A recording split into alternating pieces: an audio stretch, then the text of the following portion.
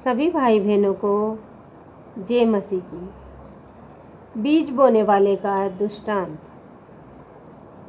वह फिर झील के किनारे उपदेश देने लगा और ऐसी बड़ी भीड़ उसके पास इकट्ठी हो गई कि वह झील में एक नाव पर चढ़कर बैठ गया और सारी भीड़ भूमि पर झील के किनारे खड़ी रही और वह उन्हें दृष्टांतों में बहुत सी बातें सिखाने लगा और अपने उपदेश में उनसे कहा, सुनो, एक बोने वाला बीज बोने निकला। बोते समय कुछ मार्ग के किनारे गिरा और पक्षियों ने आकर उसे चुग लिया।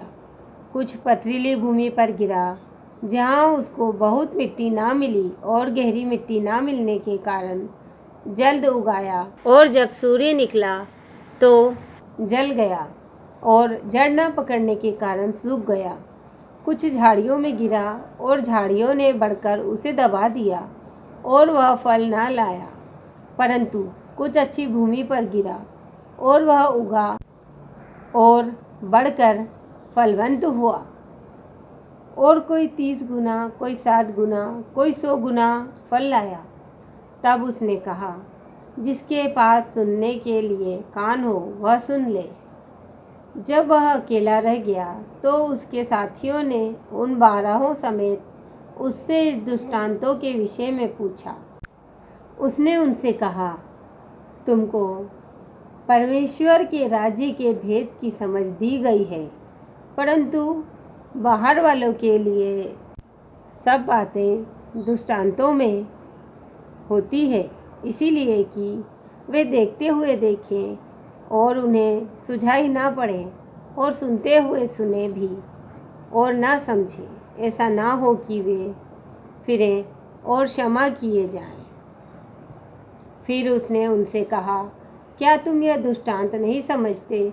तो फिर और सब दृष्टांतों को कैसे समझोगे? बोने वाला वचन बोता है जो मार्ग के किनारे के हैं। जहाँ वचन बोया जाता है ये वे हैं कि जब उन्होंने सुना तो शैतान तुरंत आकर वचन को जो उनमें बोया गया था उठा ले जाता है।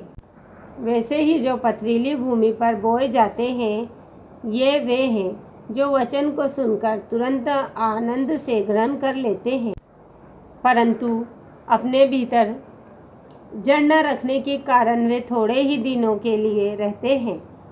इसके बाद जब वचन के कारण उन पर कलेश या उपद्रव होता है तो वे तुरंत ठोकर खाते हैं। जो झाड़ियों में बोए गए ये वे हैं जिन्होंने वचन सुना और संसार की चिंता और धन का धोखा और अन्य वस्तुओं का लोभ उनमें समाकर वचन को दबा देता है और वह निष्फल रह जाता है। और जो अच्छी भूमि में बोए गए ये वे हैं जो वचन सुनकर ग्रहण करते और फल लाते हैं, कोई 30 गुना, कोई 60 गुना और कोई 100 गुना। उसने उनसे कहा, क्या दिए को इसलिए लाते हैं कि पैमाने या खाट के नीचे रखा जाए? क्या इसलिए नहीं कि दीवार पर रखा जाए? क्योंकि कोई वस्तु छिपी नहीं, परंतु इसलिए कि प्रगट हो जाए, और ना कुछ गुप्त है पर इसलिए है कि प्रगट हो जाए। यदि किसी के सुनने के कान हो तो वह सुन ले। फिर उसने उनसे कहा, चौकस रहो कि क्या सुनते हो। जिस नाप से तुम नापते हो उसी से तुम्हारे लिए भी नापा जाएगा और तुमको अधिक दिया जाएगा, क्योंकि जिसके पास है उसको दिया जाएगा और जिसके पास नहीं है उससे वह भी जो उसके पास है ले लिया जाएगा। फिर उसने कहा, परमेश्वर का राज्य ऐसा है कि जैसे कोई मनुष्य भूमि पर बीज छांटे और रात को सोए और दिन को जागे, और वह बीज ऐसे उगे और बढ़े कि वह ना जाने। पृथ्वी आप से आप फल लाती है, पहले अंकुर, तब बाल और तब बालों में तैयार दाना, परंतु जब दाना पक जाता है तब वह तुरंत हंसिया लगाता है, क्योंकि कटनी आ पहुंची है। फिर उसने कहा, हम परमेश्वर के राज्य की उपमा किससे दें और किस दृष्टांत से उसका वर्णन करें। वह राई के दाने के समान है।